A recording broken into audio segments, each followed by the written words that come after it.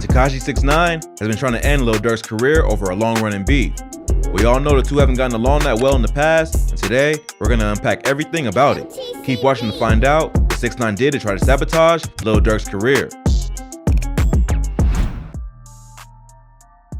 We all know one thing for certain: rappers are a difficult bunch to handle. They can get involved in everything from fights to disses to beefs. These superstars don't mess around when they're challenged. This saga between Tekashi 6ix9ine and Lil Durk has been long in the making, and even though 6ix9ine disappeared from the public eye for a while due to his legal issues, the feud is still strong as ever. This rapper probably has more enemies than we can care to count, and with each day, the list keeps piling up. Though he's widely known by his stage name, Tekashi 6ix9ine, his real name is Daniel Hernandez. We can't lie, watching this guy is entertaining, with his aggressive style of rapping and his crazy rainbow hair color styles. He first shot into stardom in 2017 with the release of his debut single Gummo, which swept the world by storm. He later released a mixtape called Day 6ix9ine that shot up to the Billboard Hot 100. His face-to-face confrontation with Meek Mill outside an Atlanta club is an example of how this rapper acts out at the worst times. For his part, Meek claimed 6ix9ine ran up on him while he was leaving the club and tried to provoke a fight for the love of a viral moment. Meek says he spat on him and almost smoked him before he retreated. Now, Tekashi's been involved in a lot of beefs, but that wasn't always the case. He had to start somewhere. His first feud was with fellow New York rapper Zillakami after he found out the rapper wanted to drop him because Zillakami couldn't control him. His latest set of altercations is with Lil Durk and the late King Von. Though he might not be in the public eye lately, he's still very much an active troll and has dissed the two. When it was announced that Lil Durk's album The Voice was projected to hit 55,000 equivalent sales in its first week, it gave Tekashi the perfect ammunition to take aim at Durk in the comment section of an Instagram blog. Use Von name for sales. 6ix9ine wrote about Durk on Instagram. Is not blackballed. Has all industry support. 55K and his man was caught in 4K. Hashtag King Von, rest in piss. It's clear from this that Tekashi is holding back in his shots, and he's not afraid to aim for even a dead rapper. This is definitely a low blow, but it's not something far from the attention-seeking rapper, who we haven't heard much from ever since his Tattletales album flopped massively. At this point, we can't put anything beyond Tekashi, and his loud mouth will definitely get him into more trouble in the future. Though 6ix9ine and Lil Durk have traded words in the past, it has not gotten this far. In 2020, Durk came out in the open to call Tekashi a snitch after the rapper testified in a federal court against his former associates in the 9 Trey Gangsta Bloods gang. It seemed like that had blown over, but Tekashi is not one to forget when he has been called out. He reacted months later, calling out Lil Durk on Instagram for not having any #1 single. This back and forth didn't end there. Lil Durk went on to claim that a representative of 6ix9ine's team offered him money to keep their beef from going public. In September 2020, Tekashi publicly dissed Lil Durk for not dropping the album the Chicago rapper had teased earlier. This was on the day he released his Tattletales album. We suspect he used this as a means to get publicity for his new album. Fresh off dropping his Tattletales LP, he jumped on Instagram Live to engage with his fans and troll the Chicago rapper, who may or may not have delivered a poorly disguised shot at 6ix9ine during his featured verse on Drake's new song, Laugh Now, Cry Later.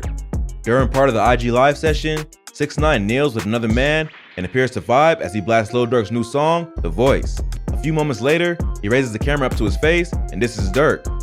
Durk, he yells on camera. A few seconds later, 6ix9ine asks another man to diss Durk as well, and the man agrees, going on to yell, Durk.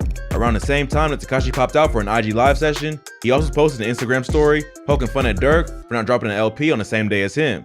In the story, 6ix9ine includes a screenshot of an IG story that said Durk wasn't dropping a new album that day.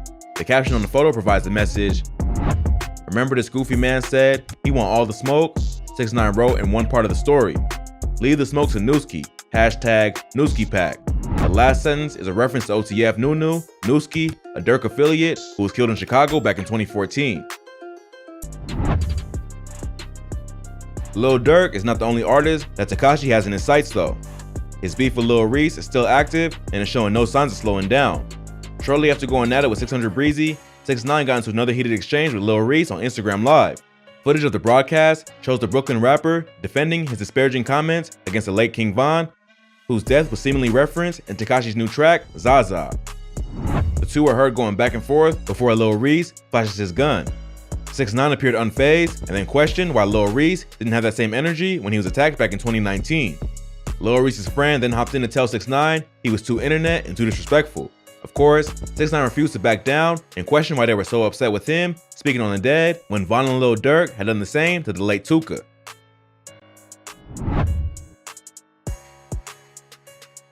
6ix9ine's exchange with Lil Reese was pretty tame compared to the one involving 600 BREEZY. The Chicago rapper also slammed 6ix9ine for disrespecting Von and then proceeded to issue some serious threats. "You gonna die when I see you, respectfully," BREEZY told 6ix9ine on Instagram Live.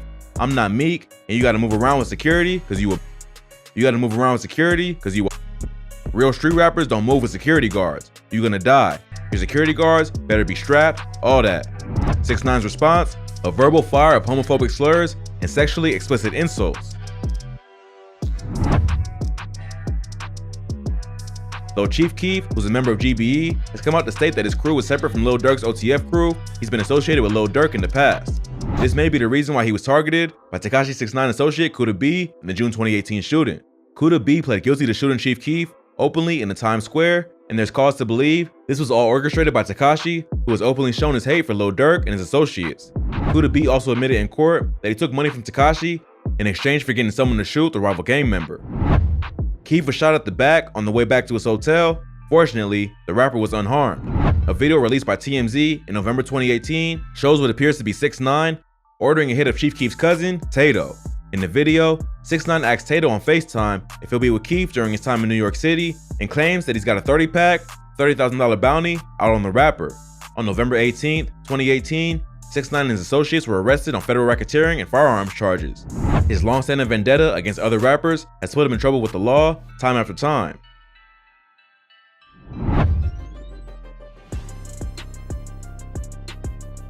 6ix9ine has also been involved with G Herbo, who pointed out that 6ix9ine didn't actually beat his case. The two rappers fired shots back and forth over social media. He has made many enemies by relentlessly running his mouth. On May 23rd, 6ix9ine reignited an old feud with G Herbo after the latter commented on a post about the well-known snitch. 6ix9ine appears to have posted and deleted an old clip of Charlamagne the God making a promise about him on the Breakfast Club. The host vowed to suck off Tekashi 6ix9ine's if he wins the case. After DJ Academics reposted the clip, Herbo took it upon himself to clarify some important details. Herbo pointed out that he actually did not beat the case and that he only got out because he snitched and pleaded guilty. Since 6ix9ine is aggressively online these days, he came across the comment and replied, "You have herpes, is that correct?" He then proceeded to make a facetious deal with Herbo. He decided to delete his Instagram if anyone can name a G Herbo song that has gone platinum.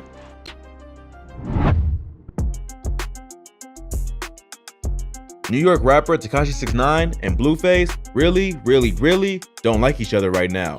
The hip-hop pair have taken some major swings at one another over each other's social media flexing. Their beef started when BLUEFACE shared viral footage of himself getting a massive tattoo placed onto his head. Speculation developed about an NYC luxury ink job randomly getting inked onto him for the popular New York celebrity jeweler. However, Tekashi jumped at the opportunity to troll Blue over the footage. 6ix9ine speculated Blue owed money and had to sacrifice his body as a result of not having the funds to cover gems. Things didn't end there. Blue stood behind his ink job and attempted to expose Tekashi with footage of his daughter's mother Sarah Molina dishing on a child support battle with him and alleged domestic violence pics. Tekashi countered by suggesting the Molina injuries came as a result of an alleged fling with his jailed former manager, Yachty. The back and forth continued, with Tekashi challenging anyone who dares to question him and his money. He announced a slew of upcoming concerts while walking around $1 million cash and showing off luxury Louis Vuitton bags.